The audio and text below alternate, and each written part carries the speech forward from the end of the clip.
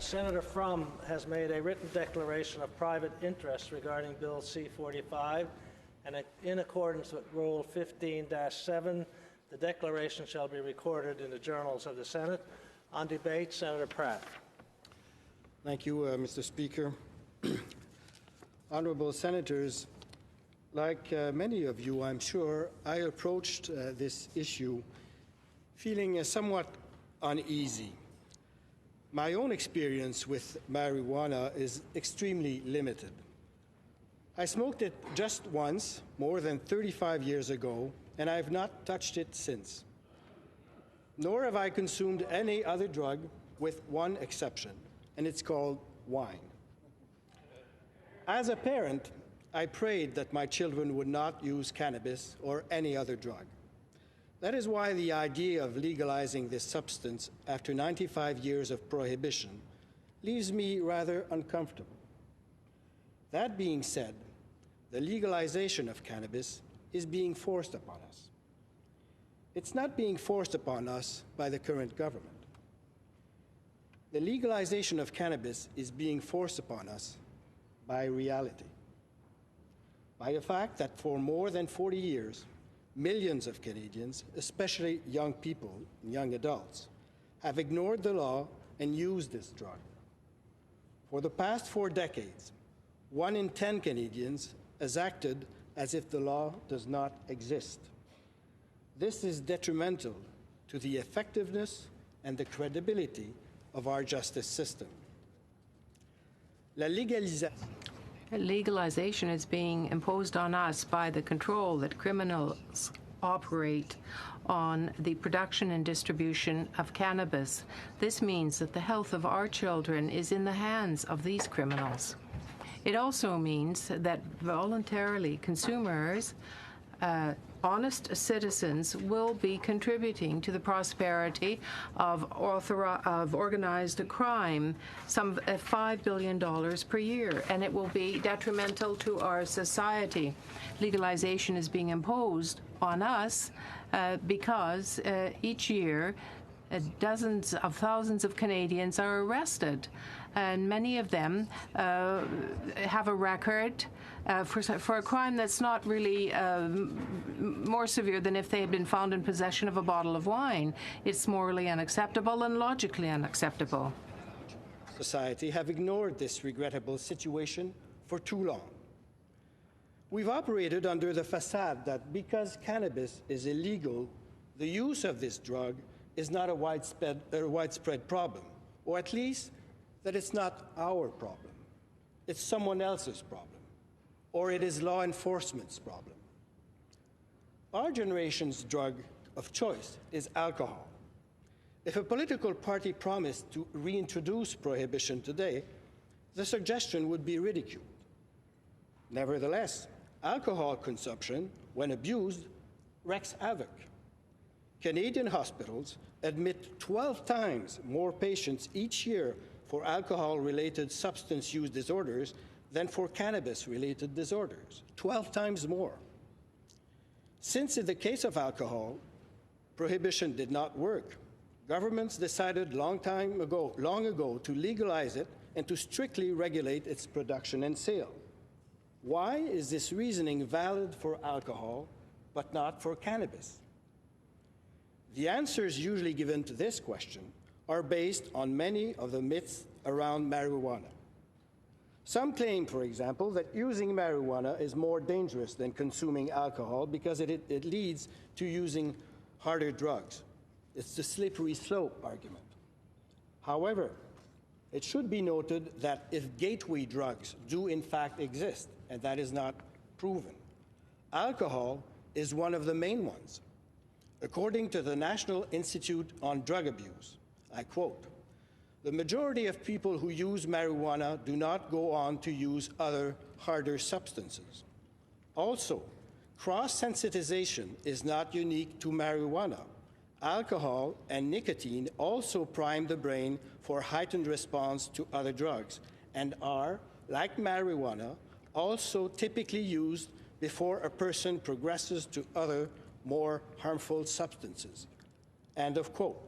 And so I ask again, Why do we insist on treating marijuana differently than alcohol? Certains disent que le président Some say that the current government is moving too quickly in this matter. On the contrary, the government of Canada has acted, I would say, far too slowly. It has left a risky situation last for years, a risky situation for the health of Canadians and for public safety. In young Canadians aged 15 to 24 years of age, perhaps a quarter of the population smoke marijuana without knowing what type of product they are inhaling into their lungs or what type of effect that will have on their health or their ability to drive a car. It's been a half century now that the governments and police officers here in this country have been going after traffickers and consumers of marijuana. And what has been the effect? Fines, records, no impact whatsoever. Governments and police forces have asked Ottawa to delay the implementation of its policy. Yet, since the government announced the July 18, 2018 deadline, these very objectors have been preparing, making substantial headway for months. It is now clear that all provinces will be ready. It is also clear that when the bill is passed, Canadians will be able to purchase cannabis without having to worry about poisoning themselves with bacteria or pesticides, without funding organized crime, and without running the risk of ending up with a criminal record. Will everything be perfect? Obviously, no. However, wondering whether every piece of this puzzle will be in place when the government gives the go-ahead is begging the wrong question. The question that needs to be asked is this: on day one of legalization, will the situation be better than it is now, a time when users can only get marijuana from illegal sources, with no guarantee as to the safety and potency of the product? The only possible answer to this question is yes. A legal and regulated market is preferable to an illicit and uncontrolled market, or if it is controlled by organized crime. Those who oppose the passage of this bill obviously have legitimate motives. But in fact, unfortunately, they're supporting the status quo, which is putting the health of hundreds of thousands of Canadians at the mercy of criminal organizations. A century of prohibition has not changed this reality. 6 more months, 5 more years, or 10 more years of prohibition will not change it either. Opponents fear that legalization will lead to a sharp increase in consumption, especially among young people. This may seem logical. If you legalize the sale and consumption of a product that was previously illegal, people will rush to buy more. But in this case, this is not so. Legalization will not lead to a long-term increase in cannabis use. Why? Because for the past 40 years at least, prohibition has not been an effective deterrent. Canadians, especially young adults, use marijuana as if it were already legal. When a deterrent is not effective and you remove the deterrent, nothing happens. En 1972, in 1972, the Ledane Commission concluded that the criminalization of cannabis possession was ineffective. At that time, some 8,000 Canadians were arrested every year for cannabis possession, 8,000. 30 years later, Canadian police officers had quintupled the number of arrests for simple possession to 40,000 people a year. And yet, the committee of this place, chaired by the late Senator Pierre-Claude Nolan, published in its report the following conclusion: tens of thousands of arrests and guilty verdicts were pronounced for simple cannabis possession. Thousands of people have been in prison without having the least effect on use. 15 years have passed since the NOLAM report, and we haven't advanced a single centimeter. It is true that during the 2000s, the proportion of Canadians who use cannabis started dropping. Some saw the proof that the criminal approach was yielding results. However, let's look closer. The number of arrests for cannabis possession reached a historical high in the years between 2010 to 2014, around 60,000 a year. But at that specific time, the proportion of Canadians consuming cannabis continued to increase. This situation shows that there is no easy cause-effect link between criminalization of cannabis consumption and the prevalence of this behavior. So in Washington State. In both states, as you know, legalization really took off in early 2014 with the opening of the first legal cannabis stores. What has happened since? The most credible source of information is the National Survey on Drug Use and Health. According to the most recent data for Colorado, the prevalence of marijuana use among adults increased from 12.9% to 16.6% between 2012-13 and 2015-16, so a slight increase. However, the situation among young people aged 12 to 17 improved, with the percentage of marijuana users dropping from 11.1 to 9%.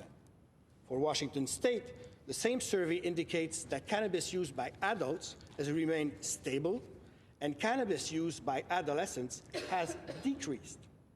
In short, in these two states that have legalized cannabis, the nightmare scenario did not occur. Many parents of children and adolescents are worried about the proposed legislation now before us, and I understand their concern. To these parents, I say, with great respect and sympathy, even if you would like to believe otherwise, and we would all have liked a different outcome, the current system, based on the prohibition of cannabis, does not protect your children. The reality today in our neighborhoods, in our streets, and near our schools is that it is much easier for a minor to buy a few grams of marijuana than a case of beer. Legalizing marijuana will not increase health risks for these young people, whether they are minors or young adults. First, it will still be illegal for minors to possess cannabis. I repeat, for minors, possession of cannabis will continue to be prohibited under the criminal code for 5 grams or more, or under provincial legislation for any quantity, including less than 5 grams. Second, these health risks already exist. We simply chose to hide them behind the heavy curtain of illegality. Instead of educating young people about marijuana, we have thought it better to try to scare them. Forbidding is not educating. And when it comes to young people, forbidding is a sure fail. Of course, legalization will not eliminate the health risks of cannabis. It will, however, allow educators and public health workers to engage in honest, fruitful discussions with young people about the harms of marijuana, rather than be silenced by the taboo that has existed until now. Honorable Senators, those who oppose the passage of Bill C-45 in this chamber would like Canadians to believe that it is impossible to complete the meticulous study of this bill before the summer adjournment. I disagree. C-45 is 134 pages long. We have 5 months left, 16 weeks of work. That's about 9 pages a week.